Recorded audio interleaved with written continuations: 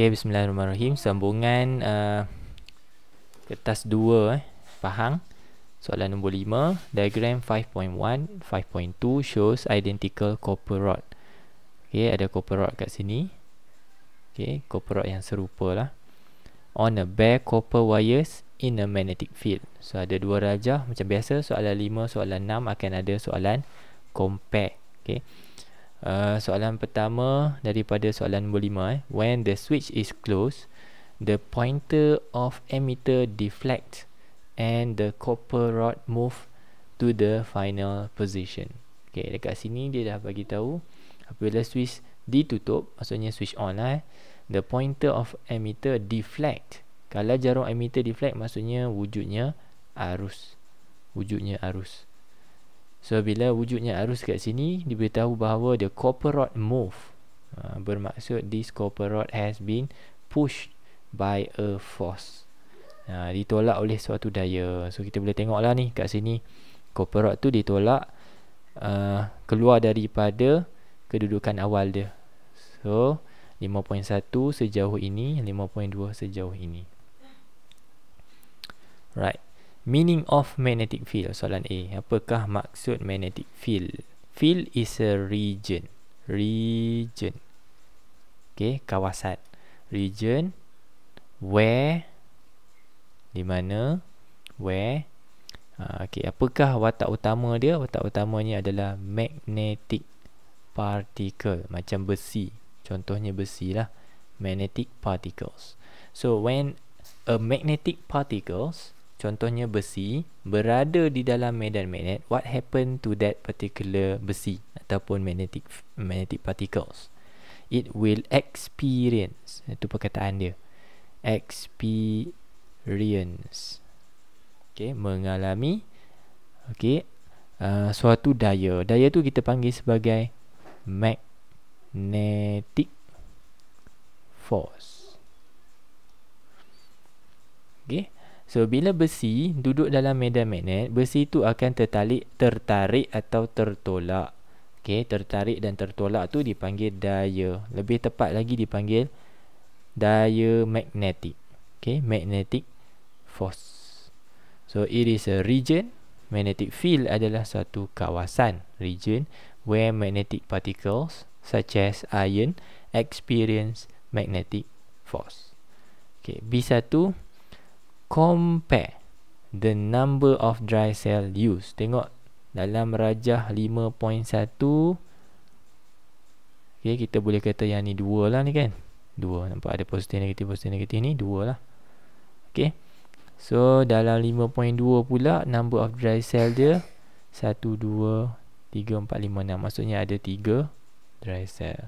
So compare kan, menggunakan perkataan ni the number of dry cell used in, ni saya buat macam ni lah, menandakan awak kena salin balik ayat ni lah. The number of dry cell in diagram 5.1 is less than number of dry cells in 5.2. Saya buat ringkas saja, awak buat ayat yang kemas ayat yang lengkap lah. Nombor 2, the angle of deflection of emitter pointer. So guna balik ayat ni, the angle of deflection of the emitter pointer in diagram 5.1. Tengok balik jarum emitter sini dengan sini, bandingkan. So kalau 5.1 tu lebih kecil lah, kita guna tanda less than. Okay, the angle of deflection of emitter pointer in diagram 5.2. Okay, compare yang terakhir, the final position of copper rod. So copper rod sini dengan sini untuk 5.2.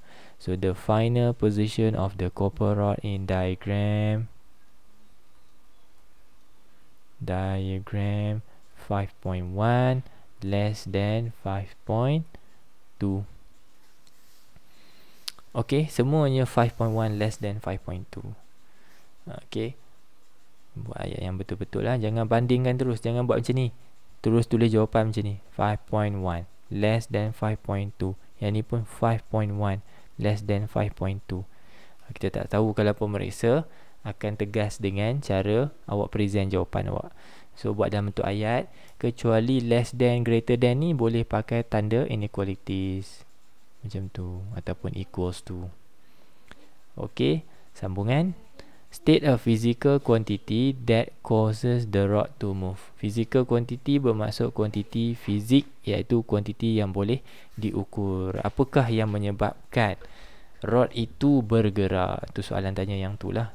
To put it simple lah. So it is a force, daya.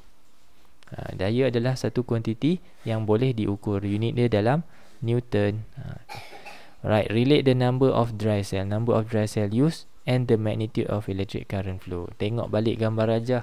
Kalau dry cellnya 3, tengok dia suruh bandingkan dengan apa? Electric current flow. Okay. Kalau bateri 3, maka bacaan emitter-nya lebih besar. Kalau bateri 2, bacaan emitter-nya lebih kecil. So untuk buat relate ini, jangan pakai relationship macam graph. So awak akan pakai bukan directly proportional ke, inversely proportional ke. So the greater ataupun the more the number of dry cells used, the greater, lagi besarlah the magnitude of current flow. Awak buat ayat penuh saya tak muat ni ruang ni. Okey, 2. Relate the magnitude of electric current and the magnitude of physical quantity stated in 5C. Hubungan antara current dengan force yang terhasil. So tengok balik dekat gambar aja, kalau currentnya besar, maka force-nya lebih besar. Jangan buat directly proportional, sama juga.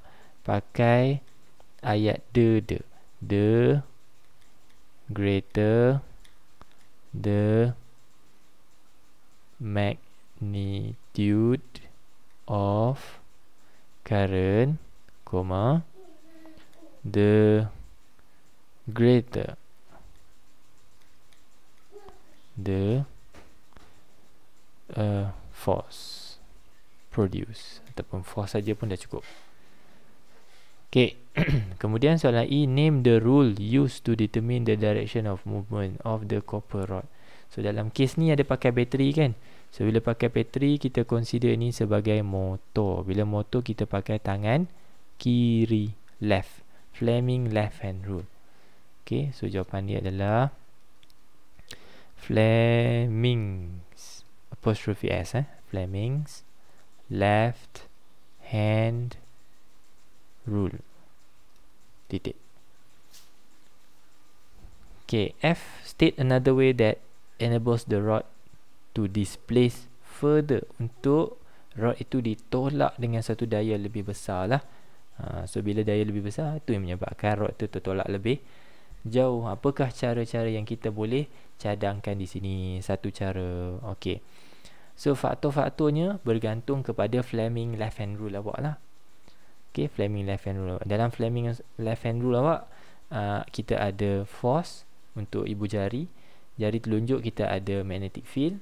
Dan kita ada jari hantu, jari tengah tu merujuk kepada current. So faktor yang mempengaruhi adalah 2 daripada 3 tu lah. Sebab kita, ibu jari kita force, jadi jari telunjuk dengan jari hantu awak tu merupakan faktor yang kita boleh ubah sesuai ataupun kita boleh tambahkan. So let's say kita cadang kat sini, use strong magnet. So by using stronger magnet, we produce strong magnetic field. Lagi kuat medan magnet yang kita guna, lebih besarlah daya yang terhasil.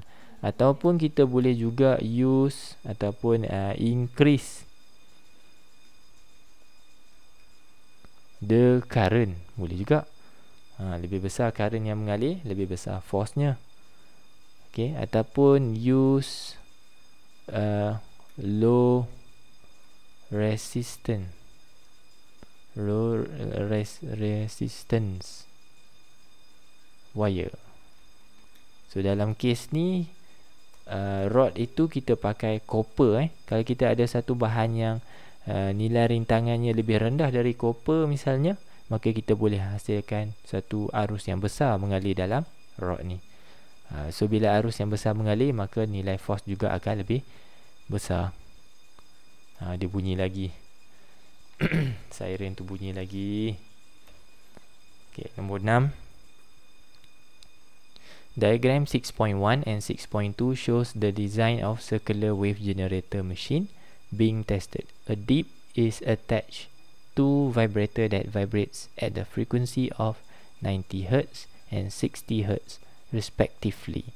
So tengok kat sini, kita tengok dia punya maklumat dalam rajah. Kita highlight seksia. Frekuensi untuk 6.1 adalah 90. Frekuensi untuk 6.2A adalah 60. Itu beza dia. Yang pertama Alright. Diagram shows the surface of circular wave produced when the dipper hits the surface of water in the water reservoir. So ini pandangan dari atas, kita akan nampak muka gelombang yang hasil daripada dipper ini bergetar di permukaan air. So dia vibrate, permukaan ini menghasilkan gelombang, dan kita dapati ada penghasilan muka gelombang. So muka gelombang untuk 6.1 macam ni, dia rapat-rapat-rapat. 6.2 sedikit jauh. So bila tengok soalan 5 dengan 6, kita boleh highlightkan maklumat, dan juga kita kena alert dengan apa perbezaan antara kedua-dua rajah tersebut. Okay, A. Underline the correct answer to complete the sentence below. A wavefront is a line that connects all points that have same. Adakah dia sama fasa atau sama hal laju? Jawapannya sama fasa. Ini merujuk kepada satu terma dipanggil sebagai coherent. Okay, coherent. Okay, a wave that have same phase and same amplitude and same frequency. Itu maksud coherent. Ada dalam video yang sebelum-sebelum ni saya dah ceritakan pasal coherent. Kenapa? Okay. B1, based on diagram 6.1 and 6.2, compare the depth of water in the reservoir. Okay. So nak bandingkan, okay, awak kena tengok gambar rajah balik lah, kedalaman. So tengok balik kedalaman dekat sini, kita dapati bahawa kedalamannya sama untuk 6.1 dan 6.2. Salin balik ayat ni. The depth of water in the reservoir in diagram 6.1 equals to the depth of water in the reservoir in diagram 6.2. Okay. Compare the frequencies of the dipper. Okay, frequency of the dipper, tengok balik maklumat. So dalam 6.1 90, 90, 6.2 60. So bandingkan the frequency of the dipper in diagram 6.1. Okay, 6.1 berapa tadi? 90. Okay, so greater than the frequency of dipper in 6.2. Kemudian bandingkan juga wavelength of the circular wave. Okay, daripada wavefront, boleh tak kita cari wavelength? Wavelength tu apa? Wavelength is the distance between two consecutive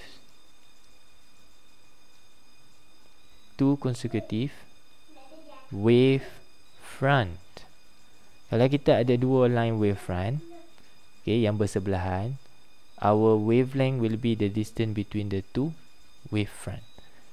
Okay, so dekat sini kan rapat-rapat, our wavelength dekat sini dalam 6.1 adalah sejauh ataupun sepanjang ini. Kalau dalam 6.2 sepanjang ini. So obviously 6.2 lebih panjang dari 6.1.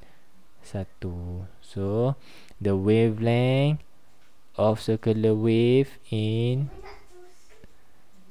diagram 6.1 is less than the wavelength of a circular wave in 6.2. Macam biasa, buat lengkap-lengkap, saya nak jimatkan masa lah, nak jimatkan duration video ni.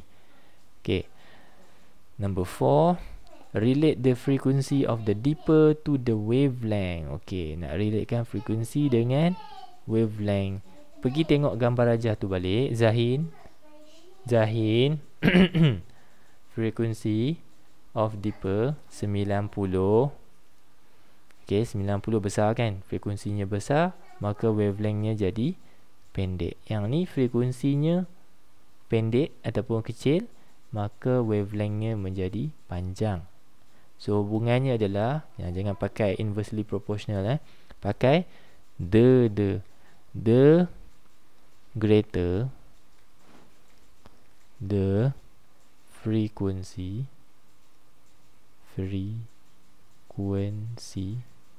of dipper,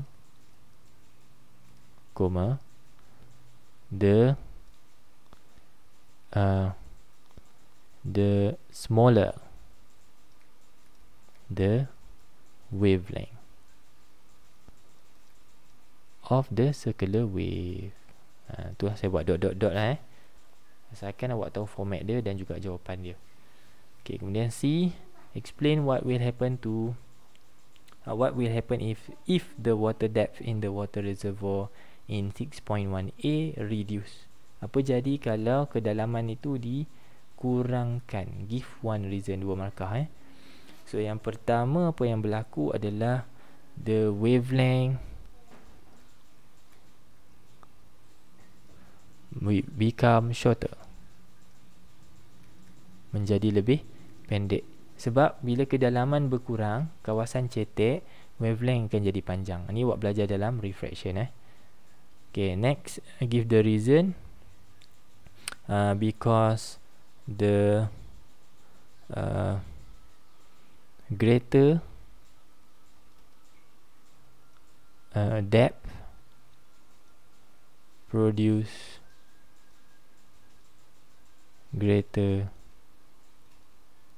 wavelength. Okay, awak menyatakan semula hubungan antara wavelength dengan the depth lah. So bila kawasan itu deep, maka wavelength akan jadi panjang. Kalau kawasan tu shallow, wavelength akan jadi pendek. Tu hubungan dia lah. Okay, next, D adalah soalan pengiraan. Diagram 6.3 shows a surfer surfing a wave having a wavelength of 1.5 meter and a velocity of this much in deep region. Okay, kawasan dalam. When the surfer reaches a shallower area, its velocity becomes 0.6. So ada berlaku perubahan halaju kat situ kerana this surfer enters area which is shallow, kawasan lebih cetek. Okay, soalan minta cari calculate the wavelength in the shallower region. Okay, calculate the wavelength. So awak kena tengok hubungan antara velocity dengan wavelength. So V equals to F lambda. Okay, maka kenapa speaker jadi kuat, Zahin? Zahin kuat kan ke? Zahin, jangan kuatkan Zahin. Kejap, sekejap lagi Zahin kuatkan. Okay, untuk sikit lagi, slow sikit lagi. Okay, thank you. Okay, untuk konsep refraction, dalam konsep refraction of water wave, frequency unchanged. Frequency unchanged. Apa maksud frequency unchanged? Kalau kita bergerak dari kawasan deep ke kawasan shallow, atau daripada kawasan shallow ke kawasan deep, nilai frekuensi tidak akan berubah. Apa yang berubah? Halaju berubah. Okay, amplitude berubah. Amplitude tidak berubah. Okay, frekuensi juga tidak berubah. Okey, so menggunakan konsep frekuensi tidak berubah ni, kita letak frekuensi di depan, kita dapat V over lambda. So kita nak tulis kat sini, frekuensi di kawasan deep akan sama dengan frekuensi di kawasan shallow.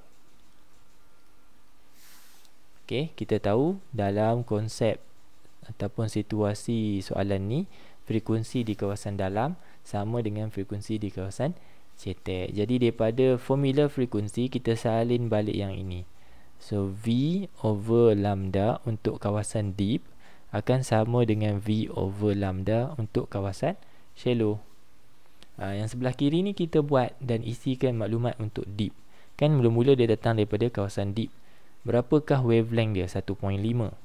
Berapakah lajunya? 1.2.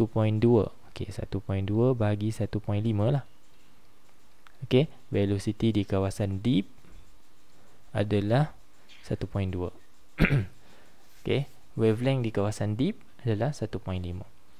Kemudian V di kawasan shallow, subhanallah, bunyi lagi 0.6 bahagi dengan wavelength. Selesaikan matematik ni matematik simple je kan. So the wavelength equals to 0.75 meter. Okay, unit dalam meter sebab kita ganti wavelength ni dalam meter. So wavelength yang kita dapat juga insyaAllah dalam meter lah.